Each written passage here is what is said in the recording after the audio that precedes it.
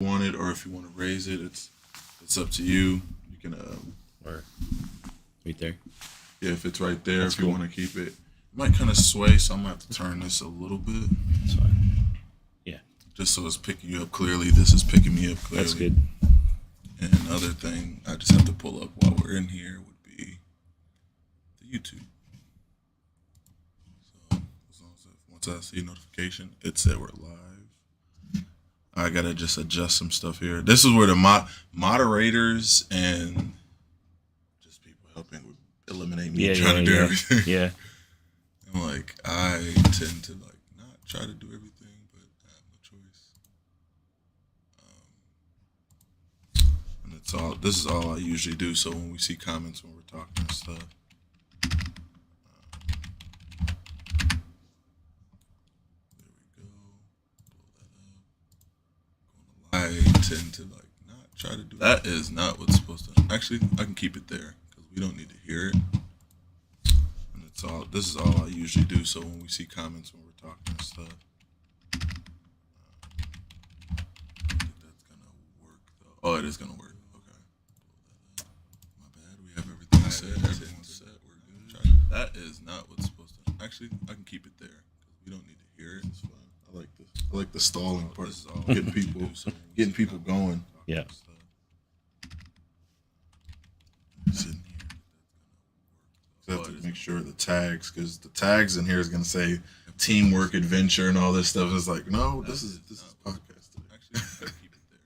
You don't need to hear it. It's fine. Just so I like the stalling part. Getting people going. Yeah. So we have that. Sitting here. Done. So I have to make sure the tags, because the tags in here is gonna say teamwork, adventure, and all this stuff. It's like, no, this is podcast today. So it has to work. Okay, we're all good now. Everybody should be able to hear me. I can set that literally. Nope, I won't even do that. I set it right there. All right. Now we can get this going. Everybody, I'm back with another episode of Elevate EP Podcast. I got a really good guest here. We met at a business, what do you say, business mixer? Yeah, You say something like that. It was a business mixer, and we are going to chop it up on the podcast today. I'm going to let them talk about a couple of things, and I want y'all to, if y'all have any questions, I want y'all to just say anything, how you feel, and reach out to them if you got any questions. And we got here Josh Muller, everybody. So, how you doing, man? Doing great. How are you? I'm doing good. I'm excited about this. Ready to do this podcast, get it out, get some fun questions for you when we get started. Sounds good.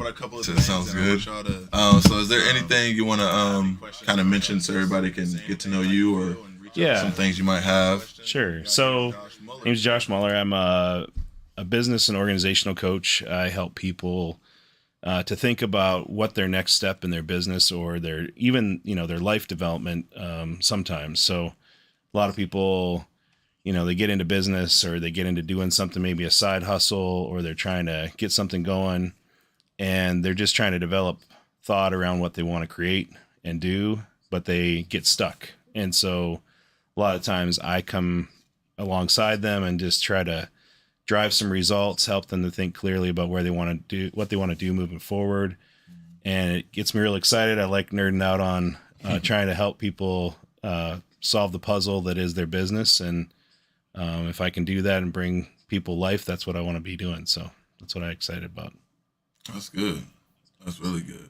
Any good hobbies, like fun hobbies that you do outside of that? Yeah, I love to go. I have this group of friends that I've kind of been traveling with for, I don't know, a while, and we go backpacking, get away, get out in the woods, go hiking, see nature. Life's too short to just stay put every time. So I'm with you on that. I like to get out and do some fun things like that. I also, if you call it a hobby, it's I coach my sons in basketball. I've actually been coaching basketball for close to 20 years now. Kind of crazy. So, and I played in high school. Okay. Not to look at me now, but got a basketball in me. But anyway, I used to play. I used to hoop a little bit. But yeah, that's just something I love to do and love to run with my kids and hang out. And it's an enjoyable thing that I get to be involved in. the legendary basketball dad / coach. Yeah, I'm an Uber driver, but I don't get paid either. Just driving my kids around.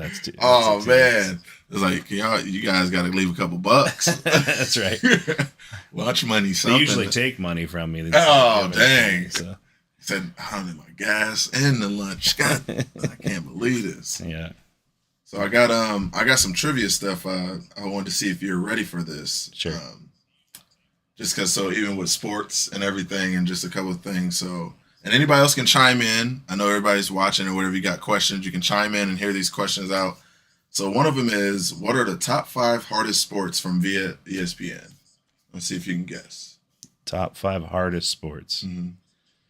Oh man. Let's see. Hardest? Mm-hmm. Like hardest to play? Yep. Hardest sports to play. Oh man. I would say, are we talking American sports? Yep.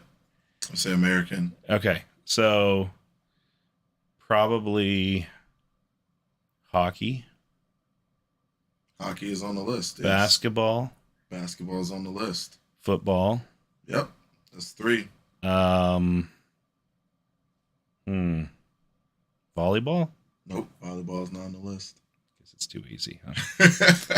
I hope I know some of y'all that play volleyball. Baseball? Baseball is not on the list. Too easy. Pastime, I guess. It's just like, relaxed game. Some kind of, it was a boxing? Boxing is number 1, actually. Okay. Cage fighting? I don't know. Not one more. Wrestling? Yes, that's actually that's actually the 5th. That's the 5th hardest sport. There we go. Yeah, that's the 5th hardest sport on the list. I'm glad I did okay. Yeah, I was like, and then if I'd have just left it like in the open, probably been like, I don't know. Now I'm gonna start thinking like, I don't know some wild sports, right? Because I would be thinking some wild sports along now. I was like, I don't know if that can work. Well, if you open it up to the world, there's a lot of crazy things out there. But I think American sports, those are the ones that I think are the hardest to play. So I feel like, to me, I mean, I know it's common in the world, but to me, I feel like I will have a tough time playing football instead of, I was going to say soccer, but no, I don't think I could do it. I don't think I would have it in me. I played a little in high school. I was more of a defensive player, and I like just taking people out. That was my favorite. That was it? Yeah, it was my favorite. I grew up playing hockey before that, and then I started playing basketball midway through high school. So that's what just felt the interest in that one. I played basketball like I was playing hockey though too. So so I was the guy that I was the Draymond Green kind of man. Rodman. I'd love to defensively hurt people, set a hard pick, a hard foul. Yeah. Everything. They were never getting to the hoop without me fouling. I tried to foul out of every game. It was my that's what it is. Like we need Josh. That was me on defense, and then I actually could shoot threes too. So that was a weird combination. I was good 3 shooter. They put him in foul trouble, but don't let him shoot. Yeah. So it was a lot of fun. Dang, that is hilarious. All right, you ready for this next good one? Hit me. So rank these foods without knowing what comes next. You ready for this? Okay. So you can put them in your own order from 1 to 5. We got summer barbecue. It's like 1. Summer barbecue is 1. Hibachi. 3. Carnival food. 5. What about fast food? 4. Tailgate food. 2. That's the easy 2. Yeah. Summer barbecue is gonna be number 1. I think so. No? Okay. I'm like, I guess it depends on people's taste buds. Hibachi would be my number 1. Okay. All right. I like hibachi. Yeah. Especially if it's done right. Who would do it wrong?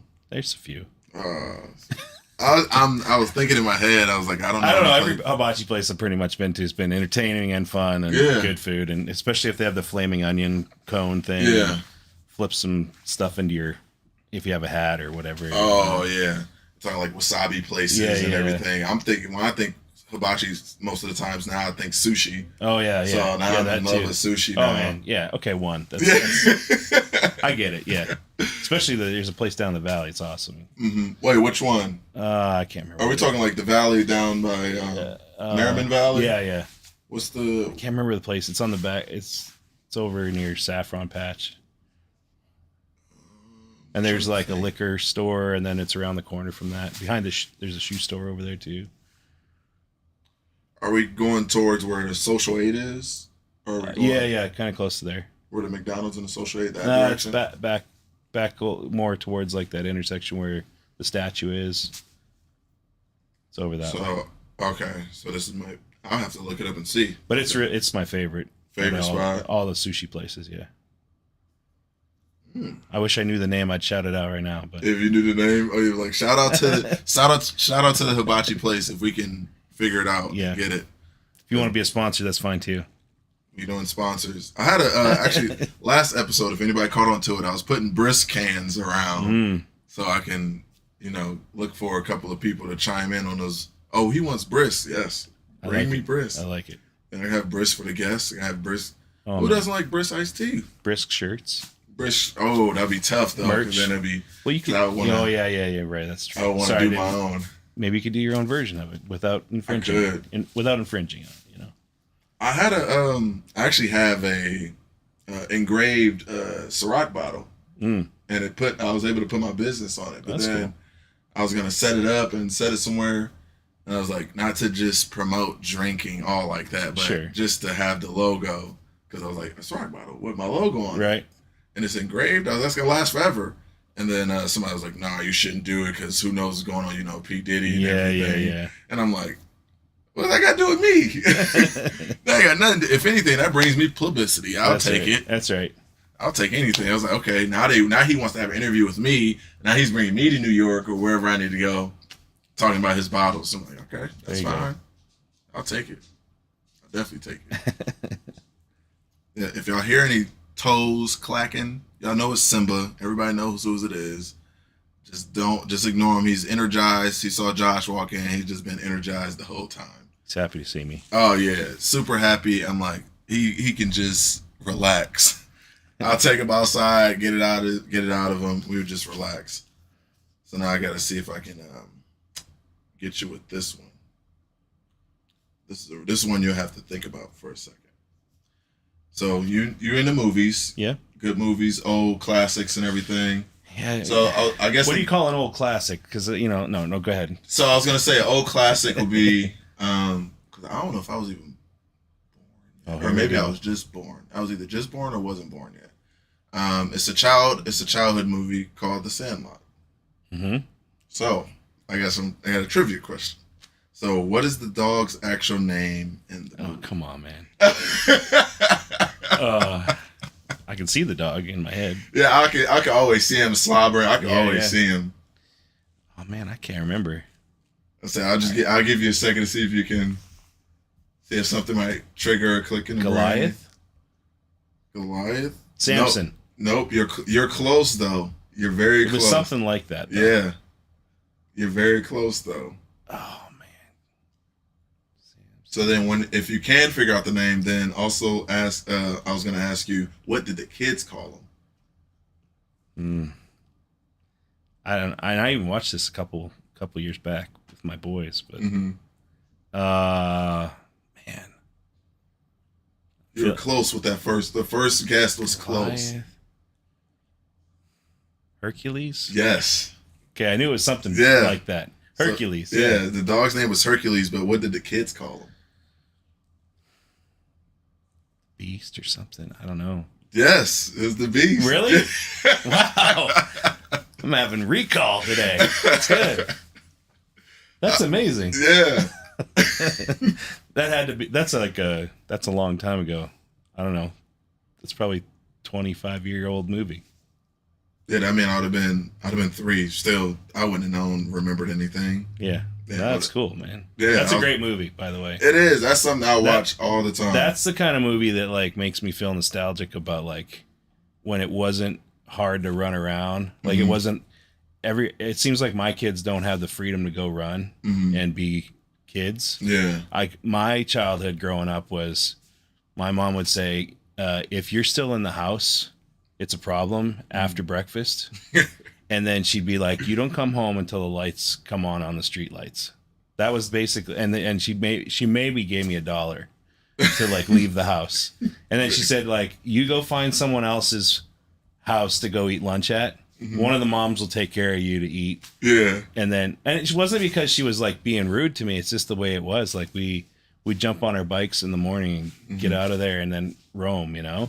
And that's basically what Sandlot's like they're just running around like crazy playing Sandlot ball or going and getting into trouble, going to the pool. Yeah. You know, that's one of my favorite scenes too, was the pool scenes. The pool scenes. Yeah. I want to say it's probably my last generation because I did the same thing. Like sometimes I think I was outside so much and my mom didn't know what I was doing and she told me to stay in the house. And I did not want to stay in the house. Gotcha. I was like, I want to be outside. And she was like, can't go nowhere. Not allowed to go anywhere today. And like, you know, I think there was a tipping point of that. Like people started to see kids go missing or whatever. And so they started to be more and more reserved about that. Yeah. But like my generation is like, if you're home, it's a problem. Like you should be somewhere else. Yeah. And I was like, be outside. And you know, it was good and bad. We got into a lot of trouble. Yeah. But nothing that, you know, we got jail time for or anything. So right. It might just be different. Timings and everything. But I kind of feel bad for my kids because, I mean, it's different. They're spending all their time online. A lot of their time online. Or like my one son, he'll be on his phone and he'll just leave his phone on all night. He's got a girl he's close to. And so she's on, he's on. They just leave it propped like this till they see each other more. I'm like, what? That's not. No, that's weird, that's not. Man. Yeah, that's too much.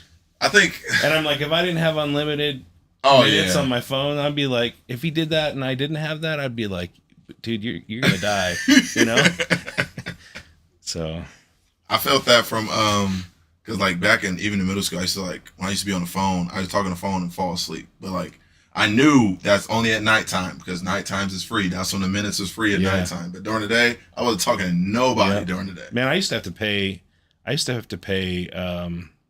Go get a calling card to call my girlfriend because we didn't have phone. I mean, I'm aging myself here, but like I'd have to like go buy a card to then like type in the digits on the phone.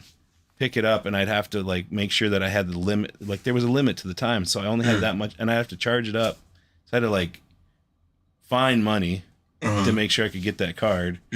So that, and then, you know, just to tell you what it was like back in the day, I actually learned how to type by emailing my girlfriend on the school computers. She was in another city, and I would email her. And that was the way we communicated for a while. Through email? Yeah. I was like, this is like, so you guys, you know, with all this gear. Oh, yeah. You guys. I'm with you. I'm one of you. Yeah. I even then, like, sometimes I'm like, I do it and it becomes like second nature almost. And just when I'm anything with technology or all this stuff. And it's you know, what's crazy about all the technology and where, like, the world is going now. It's like, all this stuff I know and taught myself, I still can't find a job. that's what I do. Can't even find. I was like, I know how to use these things. I taught myself how to use these things. Yeah. So is that real? Is that a real issue these days? Like trying to get, like, how do people feel in this like up and coming generation coming out of high school or college? I've been wondering that because I don't spend a whole lot of time in that space. I've met I mentor a few high school students that are like in their upper years through a program, and they're doing entrepreneurship and stuff. Yeah. And they're talking about like, they're worried about finding jobs coming out because there's just nothing for them, or it's not what they want to do. Yeah. So how do you feel about that? Like, I was going to say there was two of my buddies I talked to about like the jobs. They said that like, there are companies that say they actually have jobs and putting up job listings, but there actually aren't any jobs. They're just putting them out there on hold. They're just putting them out there, or there are certain companies that they're looking for a certain person that they actually want. Because there was jobs that I applied to before, and then it'll be like sorry, we're gonna move on to other candidates. You'll go back and look at that same job a couple months later. It's still the same position there. So it's just like, so they're ghosting you instead of you ghosting them. yeah, it's almost and then when they just give you the cold shoulder and say, oh no, we looked at this and we're just gonna move on with somebody else. So does that make you not want to apply for anything because you just think it's not, it could be another one of those fake things? Because is it worth the effort going to apply for it? That kind of feeling. I don't know if it's like a fake feeling. I think it's like you keep trying, but you also see not like a pattern. It just gets more frustrating. But then it just gets to a sense where it's like, are there even jobs that are out there? If they're not an accountant, if you're not a doctor, if you're not like it's like, what jobs are actually out there for you to actually get into other than the jobs that people don't want to work? That would be like the delivery driving or the truck driving. Because I was like, even at times when I did work at FedEx Ground, I was like, it was cool and all, but I was like, I just felt stuck. Yeah. And I was like, it's a dead end. Yeah, I just felt like, well, I don't know if it's, or you couldn't advance very quickly. Yeah, the advancements were get paid more as a driver, but it was like, then you can become a manager, you're still a driver. But it's like, it was never going up in the ladder or anything else after that. Yeah. Because even the other people that were there experienced longer. Because I think in my first year, I started seeing other UPS drivers and FedEx drivers I was talking to more about just how long they've been working. I've been here 12 years, 14 years. And I'm like, still driving 12, 14 years? Yeah. I was like, you mastered this. Is there something else? Right. So that's just where I'm like, I don't know. I don't think that's like a generational thing. I just think that's like, I just like room for growth. Well, and that could just be, the job that it is, right? Yeah. So do you think that's an ongoing thing that people are getting more frustrated about? Like, are they going out there and finding there's a dead end when they try to search for something? Or is it so when I'm thinking about, like, when I went to getting into a company somewhere, I could start at the bottom, work my way up and, grow throughout the pattern and stuff like that they had set. And it's kind of like they had a pathway for how you could grow. But it seems like a lot of people are running into like getting laid off a lot, or, COVID was crazy. And then they're trying to make sense of it all. But a lot of people I've met are trying to start their own things just because they're tired of dealing with things like that. Right. Yeah. Like, so they're trying to start, what could they start that's a company or a business to replace going to work for the man? Yeah. How do you feel about that?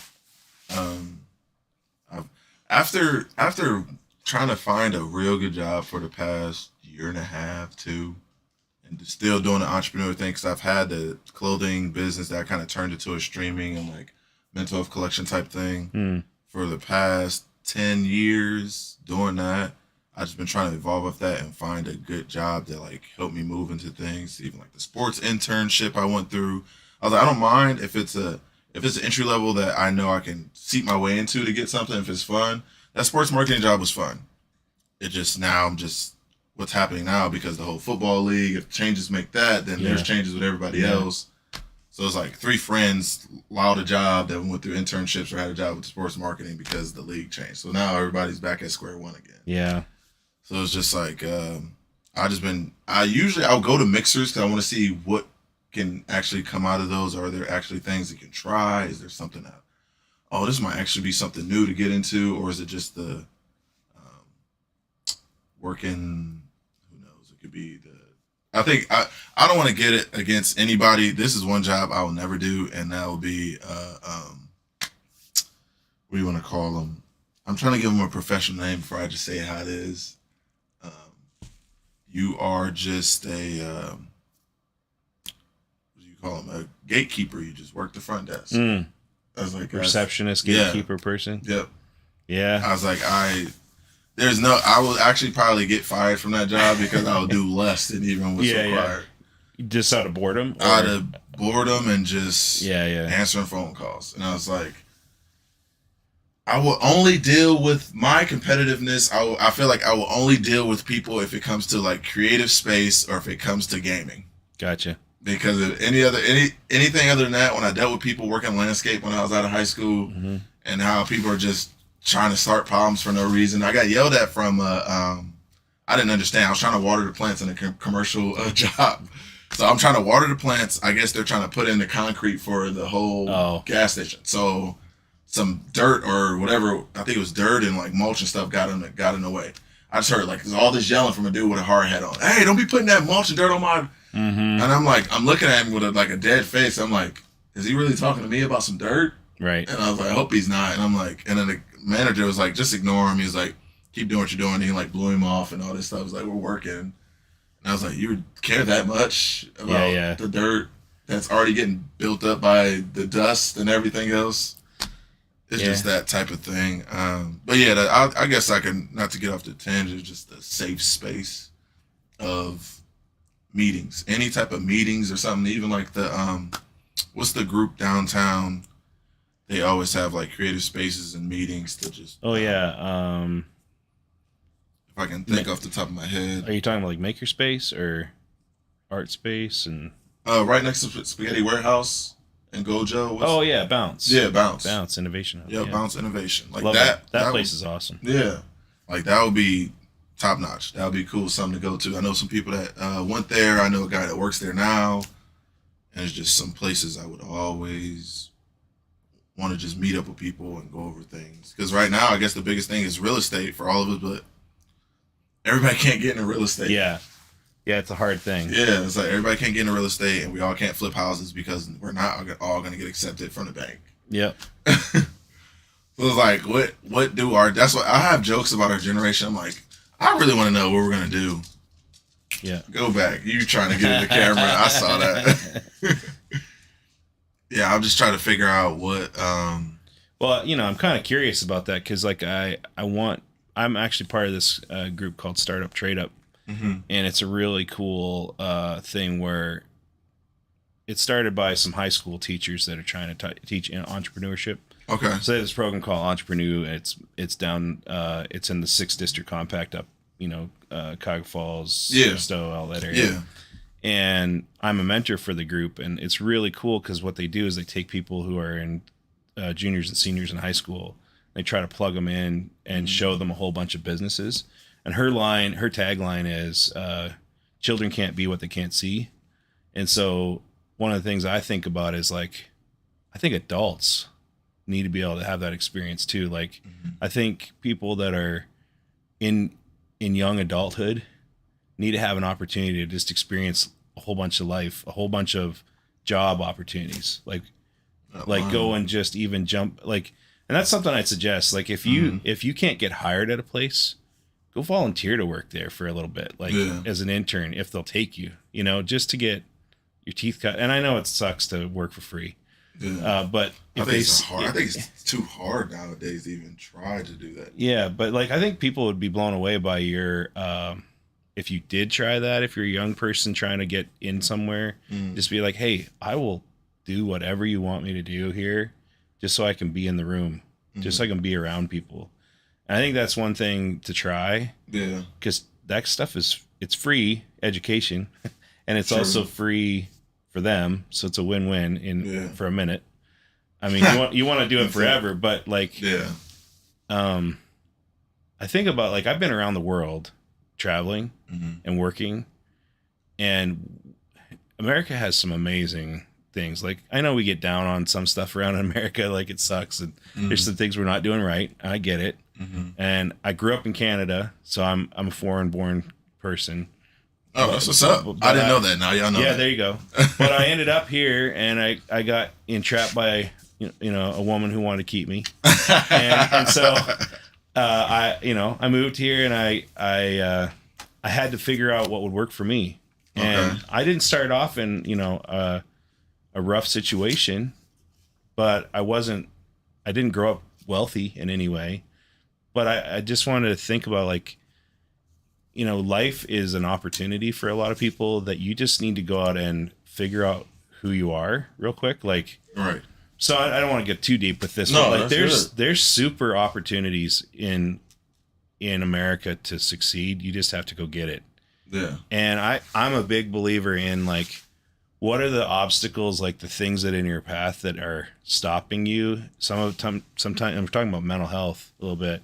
I think a lot of the stuff that we deal with in life is head trash. It's just garbage that's in your head, in your mind about what you can't do. And it's very easy to let other people put their trash in your head too. And then for you to never take it out. Yeah. And so I hope that the next generation of people that are up and coming, and even the people that are trying to find jobs right now, and there's really nothing that can stop you from doing what you want to do if you really put your mind to it. Yeah. I know that's cliche-ish kind of. No, it's statement, true though. It's true though. But I think people need to really hear that, because we have so much opportunity in this country to make a go of it. If you look at what's around in other countries, I mean, south of the border, go to anywhere in Europe, it's twice as hard sometimes. Go to anywhere in China, they're oppressed like crazy. Russia, you don't have a chance to breathe. Oh, I bet. They take everything from you, So thinking about, don't go to attacking me, Russia. All right. But, but there's all this opportunity in America that we take for granted. And, it's super good to just go out and work on something. And at the end of the day, probably bring home some money, whereas other countries, you don't get that. Yeah. Oh, and then not to go back on that point, what's stopping you? I was gonna say, I think I've just been doing a lot of research and stuff since I've been here my whole life. Everybody know I want to move. I want to get out of Akron. I want to get away from here. Finding jobs here is very hard, especially a good one to have sustainable of a life. As crazy as that sounds. And then where I think you should go to thrive, where it's growing a lot, is Columbus. Columbus is growing fast and it's huge. Yeah, there's a lot of opportunity there. So that's one of the places. The new tech industry that's going in there. Yeah, I even saw all the Intel stuff that's coming to town and everything that supports that. Yeah. I was like, I'm hopping on board as soon as they release it. Yeah. I'm applying to everything. Yeah. That's exactly what I'm going to do. Well, it's a good spot. My brother-in-law and sister-in-law live down that way, and I got lots of friends in Columbus too. But, Akron's all right too. I get that you want to get out of it because you want to see different things and do different things. I've just been here my whole life. Yeah, I was like, it's not bad. Yeah, I mean, I'll tell you what I did. I was really blessed to do in my early.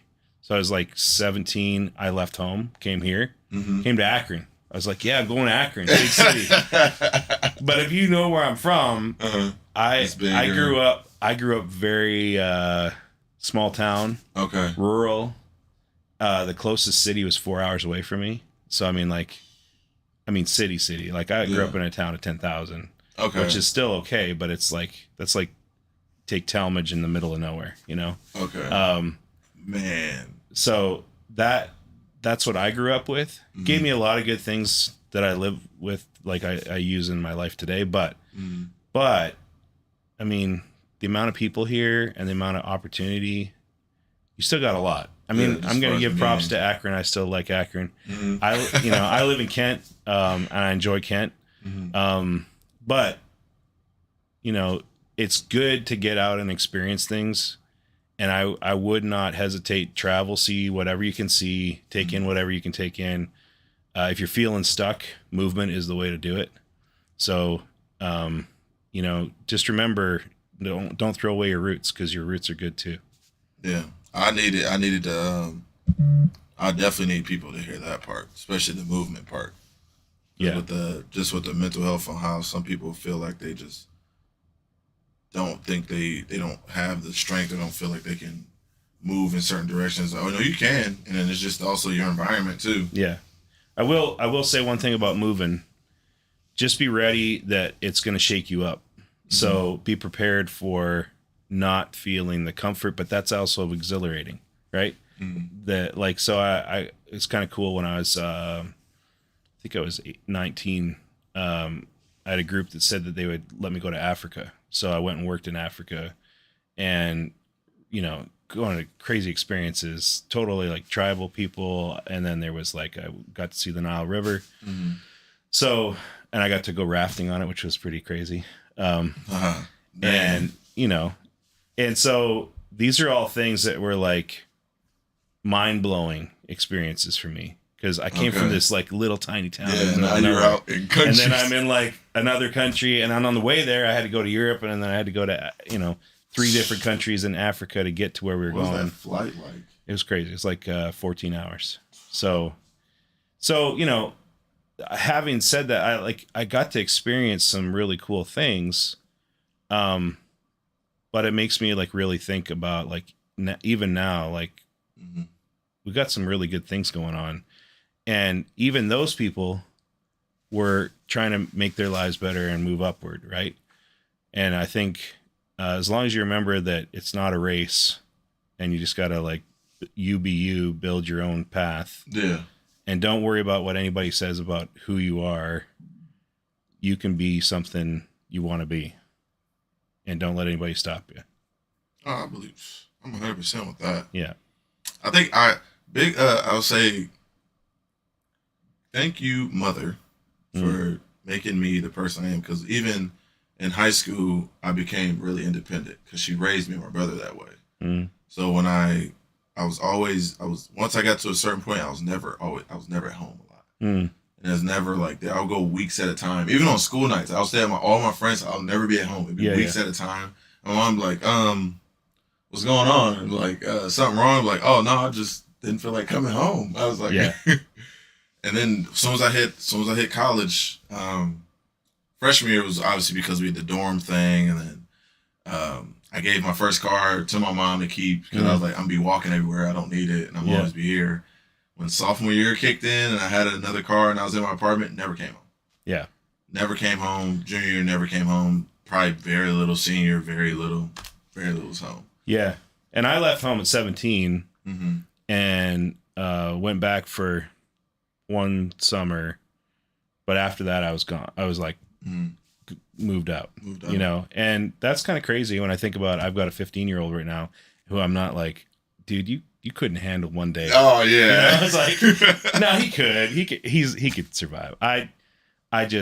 You'd just be curious to see what happened if he just like explored somewhere for a little bit, couple weeks. Like I think he would be fine, but it's just interesting from my dad's perspective now. I'm like, how did my parents just let me do that? It's a different time. Maybe they were tired of me. Probably. If I look back, my wife's always like, she's complaining about her son's actions sometimes and how they're not doing as well as they should be in school or all this stuff, right? And I'm like, kind of sound like we're grumpy old people, talk like that. And then I remind her, I'm like, I was like a hellion, right? Like I was running around trying to. I was wrecking this world, and my parents were like trying to keep me from getting in jail. Yeah. And then I met her, and then I moved down here and everything changed a little bit, but just kind of crazy how the perspective changes. I got a little bit more gray in the beard, so I got some experiences and I got kids now that are, teenagers, which puts more gray in the beard. I say put more gray. I did basketball coaching with teenagers, and I actually think it's harder. FYI, I think it's harder to coach kids that are 5 years old in basketball because when you're teaching them, they're not paying attention. Yeah, they're spastic. They're not paying attention. I'm like, y'all got this, you got this. They're looking the opposite direction where they should be going. Yeah, I got 5 looking this way. I got 2 fighting over here. Yeah. I got the other 2 actually trying to play by themselves. Yeah, I was like, wow, this is insane. You want to have kids? I was like, no, not ready yet. Have kids. It's a great idea. Yeah, it's not ready yet. I'm not ready yet. No, that's good. You never will be, but yeah, you'll know time. It's good. I guess in a sense, when I'm prepared to have someone significant enough to then go to that step, I guess I'll put it. That was a good way of saying it. I like that. I gotta clip that. Yeah, there you go. Make sure you got that significant person. Yeah, that's good. And then I was gonna say, on that one part, I think I'm more than ready for that challenge to leave because I've already been on my own before. Sure. Because I think I'm in that irritated mode where I was like, I just want to get out. So if you were to go on this grand adventure with your life, I already have 3 places. What do you want to do?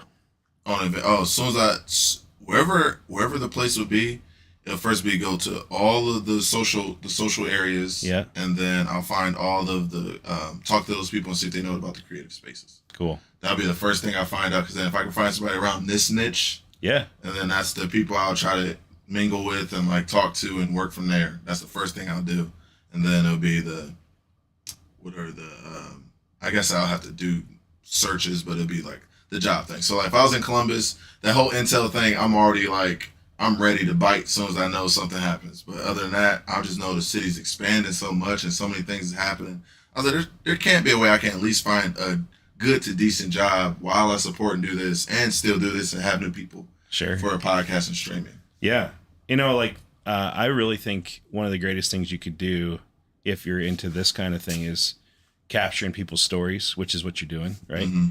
And every, the story of people's lives and what they're into and it's so interesting to me, and like staying curious about what they do and who they are. I love, like, that's my favorite part of going around the world. Mm-hmm. I was like super curious, like just like almost like ravenously eating up all the stories I could get from people's experiences. Just from everybody's experiences. Yeah, just like I was like a sponge, just soaking it up. Mm-hmm. And so there's something about storyline thinking when you're adventuring, which I want you to kind of like keep. I'm giving you advice here. That's good. But when you're heading out, like on your grand adventure of life, you should probably look at it with this perspective that in every good story there are 4 characters. Every single story you've ever heard, any superhero movie, any kind of things. Play, guys. You get your pen and you start writing it down. But if you look at it like a diamond, okay, take a diamond shape. Okay.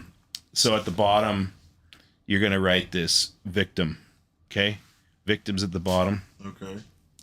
And then up on the left, you're gonna write there's a villain. And then on the right, there's the right star of the diamond. Okay. Is right point is a guide, and at the very top is a hero. Okay. And so, like in every movie you've ever seen, or any book you've ever read, or any show that you've ever watched, probably the storyline uses this framework. This is called the hero's journey. And so every single adventure starts out with somebody having a victim moment. Like you could see it in every, if you just pay attention to this in movies. Yeah. Like in Sandlot even, right? You've got this boy who's bored in the summer, a bunch of boys, and is there a girl in that group? I can't remember. Anyway, you got a bunch of misfits playing Sandlot ball from the neighborhood, right?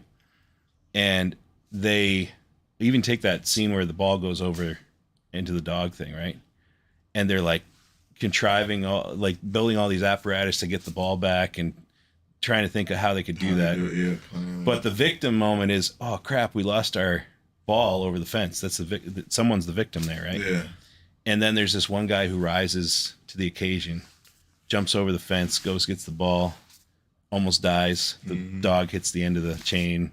They get back over. I think that's how it goes. And then they get into the house. I think that's how they meet.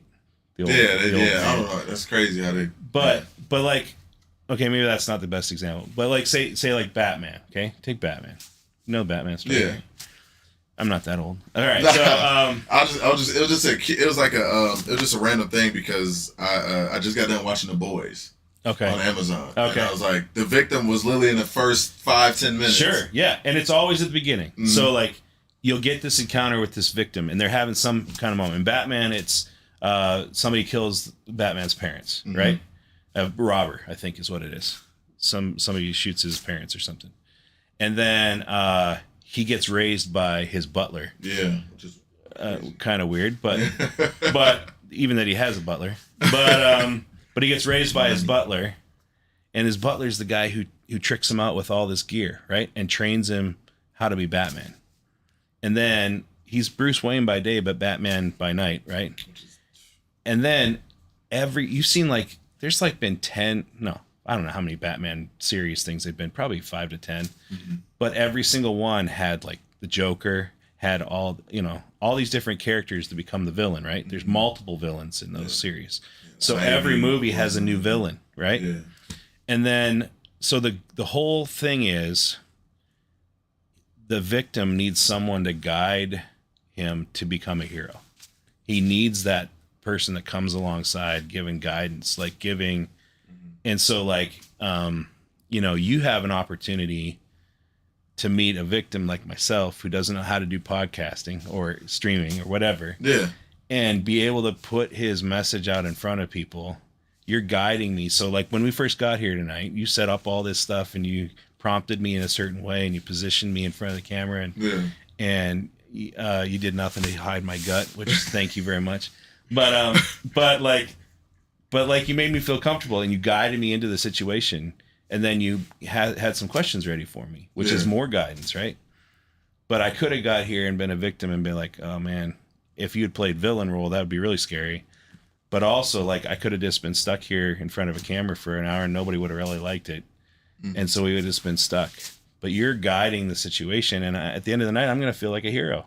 Yeah. Because I've experienced something cool and different that I haven't done in a while. Mm-hmm. And so I guess the whole point of that is to say, what is it in your life that you can do to be a guide to someone else so that they have a hero's experience? Yeah. And how do you keep them away from the villain in their life and out of the dark side and keep them on the light side? Yeah. And the more you can do that, the more you're going to win every time. Because the hero's going to win, but you're going to win because you're a guide to the hero. I think I've been not consciously thinking about that. I think I have been doing that in a way, especially with just some of the people in my family that know what I'm doing, or just like a lot of the, just everything. Like some of my friends is like, you always doing something. It's like, you're always doing something. It was like, do I watch it all the time? You're always doing something. It's like, well, I can't stop because stopping is just when I'm going to feel stuck. And that's like a big thing with creatives. Like you're a visionary, right? Like you're a person that probably wakes up in the morning and you're like, man, I got like all these ideas and I want to get them to happen. And then you got to pair up with somebody who's like, eventually find somebody that matches your intensity with the vision piece and wants to like get all the other back end stuff done. It'll really help you. But like, that's what I have to deal with. Like I wake up before breakfast, before I'm done my big mug of coffee. I have a big mug. Oh, before I drink the whole pot of coffee, the whole half the pot of coffee, before I drink that down, I have at least 10 ideas, and maybe 0.5 of them are good. But that's where the great experience of life comes, is from having those ideas and then acting on some of them, on the ones that are winners. You know, you won't know until you test it either. And that's actually funny because the podcast didn't start until I was streaming one day and I was just like, I was watching a podcast. I was like, I can do a podcast. I was like, you have the equipment. I like yelled at myself. I was like, you literally have the equipment. Yeah. You're not streaming live to everybody. Now you're just streaming to yourself in games. Right. And then out of nowhere, I just did it. I was like, wait, you can put these platforms together. You can stream off 3 different platforms. And I ended up making it just happen. And it just felt so easy. And I was like, wow. I can do that. What else can I just do? Right. Just easy, just like that. Yeah. And I mean, you're using your talents, like you're using your abilities. Mm-hmm. And, the more that you put stuff out there that's edible and can be ingested by people's, ear canals and vision, you can actually get more and more, recognition for it. And it'll tell you whether it's good or bad. Yeah. I guess nowadays people are like, I'll take any publicity to get. I was like, to an extent. Yeah. I can't be having I can't be one of those publicity guys that everybody hates and then I'm gonna get canceled for no reason. Right. I gotta have some type of positive put into play.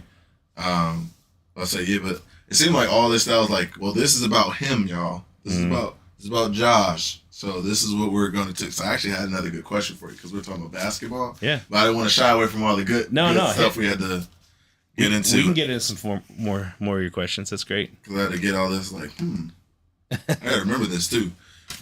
Oh yeah, I'm definitely going to remember that. It just got my mind going. That is so crazy. Well, so that's that one little thing about that is like when I shifted out of a scarcity model. So scarcity thinking says, I have to go get mine today.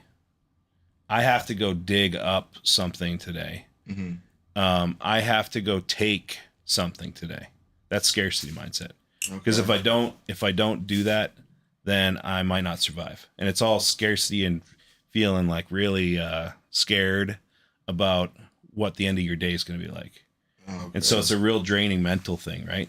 And like when you're talking about your mental state of head trash, combine that with scarcity, combine that with maybe you didn't get the right coffee in the morning, combine that with you had a rough night the night before, combine that, it all stockpiles. And then you just got a whole bunch of sludge in the system before you even get going. But if you can have abundance modeling says, what can I do with what I have today to create more? It's like, what can I plant in now that's going to give me like a bumper crop of awesomeness? Yeah.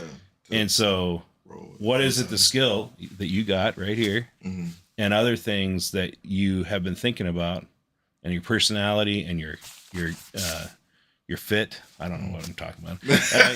Your drip, whatever we call that these days. I say that very little. I'll be honest. Thank you. Maybe I'm cringy. All right. So whatever that is, you've got something. What can you do to like multiply that? What can instead of just adding, what can you do that like accelerates that and lights it on fire in a good way? And so like that's the kind of stuff with if you turn your mindset, it's a switch. You got to flip the switch to say, I'm going to go after things that create abundance in my life and not be worrying about the stuff that's pulling me into the villain moment, right? Yeah. It's all about going towards the things that are like going to light you up and get you going. So, sorry, I had to meander into that again. No, that was actually a good one. I can't think exactly what I was gonna say. I was trying to remember why in the middle of it what you had said. I had something to say off of it, but I can't remember exactly. It kind of just like brushed past me. He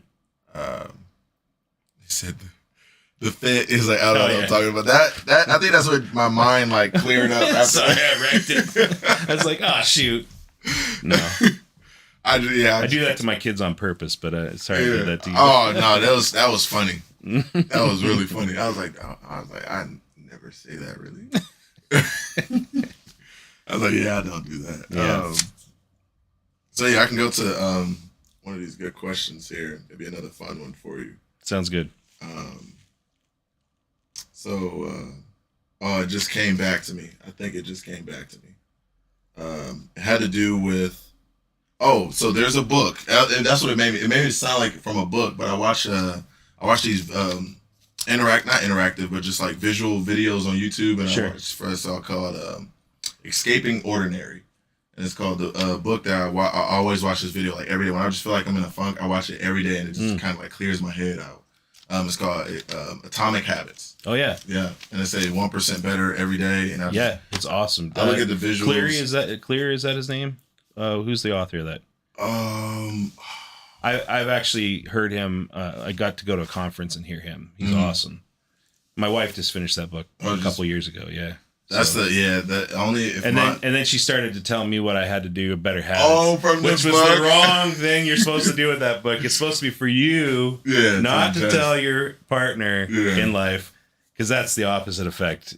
When someone reads a book and then they start telling you the habits you should have, that's not how it's supposed to go. You should have, or you should. It's the you should. Yeah. It's really funny though. Like she started studying me through the book. And stop analyzing me. Yeah, oh my god. She's like writing sticky notes. She's like that. She's a list person. Does she have like a journal? Oh, I'm sure. Yeah. He did this. Yeah, I'm sure.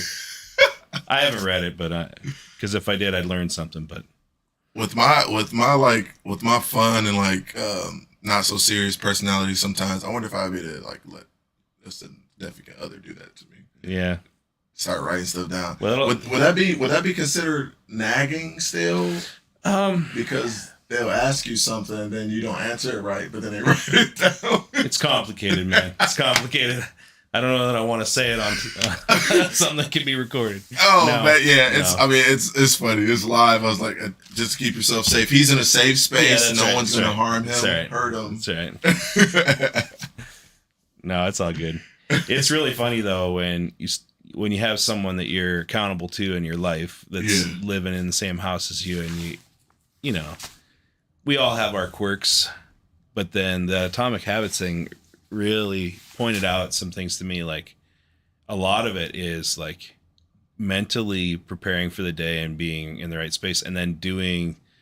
It's a lot about choosing. I was actually listening to a podcast this morning. Yeah.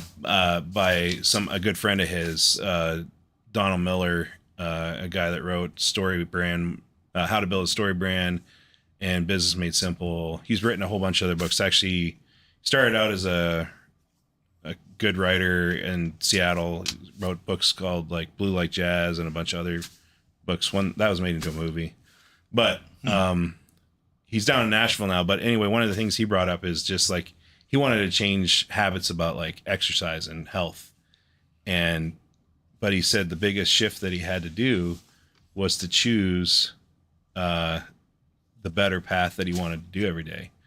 And that came out of that Atomic Habits thing is like, you have to shut down the negative, the villain, and you have to choose to go with the guide. And even if the guide is you, right, you have to choose to guide yourself to better thinking, which is a really effective thing. Like if you want to pick up a new habit or if you want to start doing something that's better for you, like the one guy said, instead of going and sitting and doing a bunch of work right away and drinking a mug of coffee, I go and immediately get on the treadmill or get on whatever, go for a walk in the morning first. Yeah.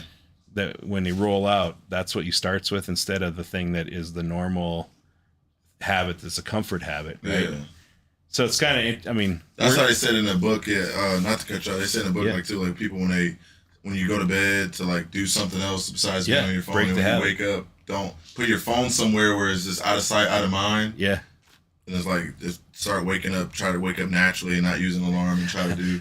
It's like certain things. It's kind of funny you brought that up. I had a buddy who he got himself an electronic safe, put his phone in there at night at a certain time, and then he wears glasses too. He had to take his contacts out and put his glasses on, and he lost his glasses, so he couldn't find his glasses, and then he couldn't punch in the code to get his phone out. So he's like, it worked for a day. And I had to stop. Like, it was just funny. Like, but those are all the things he was trying to do. Yeah. But he said, it's not probably like if you choose to do something for 21 days straight, you'll make it a habit. I think that's what they usually say, 21 to 30 days. I'm pretty good at making habits sometimes. So I've done some crazy stuff. I kept at something for 90 days straight and it worked and it was great. And then I was like, I did that. I'm done. Yeah. So I don't know how that all works long term. I'm not that kind of person, but I'll say this right now. You're gonna be like, whoa, when you hear it. So I made a habit I did. So one habit was I'm not on my phone as much. I still do like some like marketing stuff, my clothing, or I try to do some stuff with other like people I partner with their clothing stuff and share all their stuff. But now I started streaming more and gaming more. Kept off my phone, but now that I'm streaming and gaming more, I'm also getting lack of sleep. Yeah. Because now I'm streaming 6-7 hours and then I go to bed at 2-3 in the morning. You got that buzz and it's hard to go down. Yeah. Yep. So now I'm like, but every time I'm like ready to game, I'm ready to do it for another good 5 hours or something then. But I was up till 3 a.m. and I know I'm hating it. I'm mad at myself and I'm like, don't stay up to 3 a.m. It's 1 a.m. or I'm done. 3 a.m. come by and I'm like, oh. That's the hardest thing with my kids too. I need to cut them off earlier because they will not stop. Yeah, the game, yeah. And it's a habit for them, right? It's wiring of their brain. Yeah, but I think when I was doing I did play 3 sports also in high school too, but I wasn't gaming. I was gaming, but I wasn't doing that much. So I played football, basketball, and ran track. Oh, nice. Yeah. So those are the 3 I did. And like even though I was gaming, I was still doing other stuff outside of it. So it wasn't as much gaming. I didn't really start gaming more, which sounds funny. It's like when I was in college, but even I was still doing a job, which was football. Yeah. I was like, Division I sports is still a job. I was like, I don't care what sport it is, that is a job. And I was well, it's a lot of work. Yeah. Yeah. there was times where I was like, I'll be so tired, exhausted. I didn't even think about games for weeks at a time. Right. I'd be like a couple weeks, I'd be like, you want to play the game? I'm like, not really. I don't even want to sit in my room. I kind of want to get away from my house. Right. No, I hear you. So that's how it kind of was. I was like, I just want to get outside, walk away from knowing I see homework or book bags. I just need to get away from it right now. I was like, that it needed. But yeah, that's usually how I got away from that habit of gaming. There was even times now I didn't really start extremely playing like that until I found another good game I liked that I like seeped into. Because at first I was like, maybe I might feel like playing, but I was like, now I started picking up on shows I was starting to get a habit of, and I was like, then I started doing other things. Oh, this show gave me an idea. And I started writing all this stuff down on note cards. Right. And then the game, I mean, I love games, so I was like, I'm trying to utilize it in a way where more people can find me and I can find a way to like build a community and like, oh, we know Trayvonte, and like, y'all know this though. Y'all already know this. So, but yeah, I can go into the question. This is going to be who's worth more? And it's going to be Michael Jordan or. Okay. So we have Michael Jordan or Kim Kardashian. Ooh. I'm still going with Mike. Mike, yeah. He's worth more. So I got because we got two others. So these two others we're gonna see how this goes. We got Michael Jordan or Mark Cuban. Ooh, this changed just recently. I don't know. I'm going Mark. Mark Cuban, yeah, Mark Cuban. Yeah. He's 6.2 billion. Yeah, and that's also because of recent things he did too, from selling the Mavs and. Oh yeah, he did. He did sell. That's a big piece of it. How long has he had the Mavs for? I think he was over like 12 years or something like that. Man, 12 years owning an NBA basketball team. Yeah, and he moved out of doing some. What was the thing that he sold to get that? I think there was something. It was some tech thing that he grew up, but then. So is he building a bunker now? Is I don't know. All right, let me not do it. I was gonna go down that rabbit hole, start talking about bunkers and stuff, and Jeff Bezos. So I was gonna do it because I just wanted to know. There's enough bunkers without building them. They can just go live in North Dakota or something. I see. Now I got to look at that landscape. Yeah, I don't know too much about North Dakota. It's old launch bays from NORAD, like protecting the. Yeah. Yeah, I grew up north of there, so. Oh well, yo, we're gonna hang out with Josh when we go to North Dakota, so he knows exactly where we can store shelter. I'm good. You're gonna be first person I call. I'm calling Josh. We gotta go. Yeah, it's time to go. And now here we go. Let's get you with this one. Michael Jordan or Oprah? Oh, that's a tight race there, man. Man, and they're like almost the same era. Oprah's got to have some cash. She always had. Does she always? Does she still got that school in Africa? The thing that Oprah's still like, she's still making bank. I don't even know what else. I just know she has like a show in like a school, so a couple schools. That's all I know. She's got her own like network. Oprah network. So wow. So she's trying to compete with. She can't try to compete with Disney. That's not allowed. I would have to go with at this point Oprah's up on like, Oprah. It's Jordan. Really? Jordan. What's the difference? What's the spread on that? So he's 3 billion and she's 2.8. Oh, that's close. I mean, it's still like, close. It's like pocket change. Yeah, it's pocket change. Yeah, but it's like I was just like that could change next week. Who knows? It's just a point. No. Off. But like, yeah, they had to be close because they were doing same kind of contract. Now I thought Nike would have been a little. Yeah, that's true. Mike would have been a little ahead. Yeah, I got a couple of other fun questions I was gonna have. Yeah. Well, one more, but then I got a couple other good ones I thought about asking. I was like, I got to really get into some who does sports betting, who does a couple of things. I was like, I got some real good stuff for you. All right. To really see. And then, but this other one, I always ask all my guests, like towards the end, all right, if there's like how you feel or what's on your mind about it. What's more important to you, respect or loyalty? Think on that one for a minute. Oh, you can. Usually I have most of the people I had usually when they get on, they say like, well, you can't have one without the other. I was like, it's true, but sometimes if you have respect first, sometimes the loyalty probably won't be there. I'd rather have loyalty first myself before respect. Are you saying we could have both? Yeah, I say because one comes out there, but people always say, "I'll say respect." Oh, you're saying which one comes first? Yeah, because well, some people say I'd rather have respect first, and then comes the loyalty. I was like, depends. Well, here's my answer to that. You can have loyalty to a bad situation. Mm-hmm. So loyalty doesn't just mean a good result. Yeah. So like there are people that are abused in life that have loyalty to it. Right? Okay, yeah. I can see like that they too. get stuck in it. And it's loyal. You're loyal to it. You're trapped by it, right? And so it's interesting. Like I really like being respected. It's something I strive for, Right. And I want results from.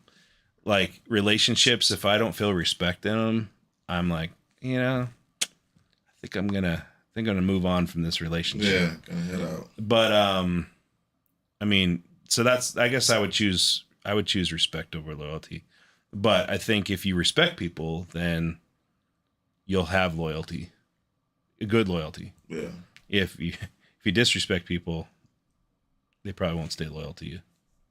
So, so that's what I would say on that. So on that note, all right, yeah, I don't, because with that question, it's not really like a good or bad answer. Sure. Yeah, it's just like on your preference. I always ask people that. Yeah, I would say respect, but I sure want loyalty too. Yeah. I mean, in a good way. I'd like people to hang around with me for a long time. And I think that in general, actually, it really bothers. I've had one like really bad interaction with a client or a customer, and I could never make it right. That just to them, they just something got on them, and they wouldn't like. This was back when I was doing construction, and I just could not make them happy, and I was like, man, what is it? Like, I don't know what I did, and then it would just like grate on me for the longest time, and finally I was like, I just got to let it go. I've done all I could do. I even like gave him money back. I was like, if you can't be happy, and so you got to get over that stuff, like some people are just that way, and or they got something about them that's the issue, not you. Yeah. But that's not bad to have just one. There's probably other people that don't like me, but they haven't told me. Yeah. So that's what I said. That's a good. Yeah, because I don't really know. Like I said, I don't have any enemies. Yeah, that's good. Yeah, I don't have any enemies. Not that I even know of or even can think of. I don't have any enemies. May have a couple people that might hate me for any stupid reason, but yeah, it's good to live at peace with people. Yeah, that's what I have. But I'll say, if anybody, people are probably on like the late side. I don't know if anybody have any questions that's been in. I know a couple people been watching. A lot of people been tuning in on Facebook. I do appreciate you watching and tuning in. I don't know if I can barely tell from Twitch. We got 2 people sitting in here too. So if anybody got any questions or anything before Josh head out, because I don't know, he has to drive to Canada. No, I'm just playing. He got a long drive. Y'all don't even know the trip he went through. Yeah. The mountains, the everything, the terrain. Y'all won't believe. Came over the summit. Hey, when you got a Tesla truck, That's you know. right. There you go. But no, yeah, that's what I was gonna say, because Elevate EP, because it was like EP, Experience Perspectives. There you go. And I was like, just a lot of that stuff goes on just to any normal conversation, just can be expressive. Yeah. No, this was great, man. Thank you for having me. And of course, I'm glad you got to come in. We got to get this all situated and get everything together. These clips are about to be really good. Good. Because I'm gonna put them up on they're gonna be on Instagram and the whole thing. If anybody want to see it, you can see it on YouTube and Facebook. Just in case you like to. Awesome. Like, yeah, I've been on the podcast, y'all. Y'all need to see it. Yeah. This is gonna be good. So No, I'm excited.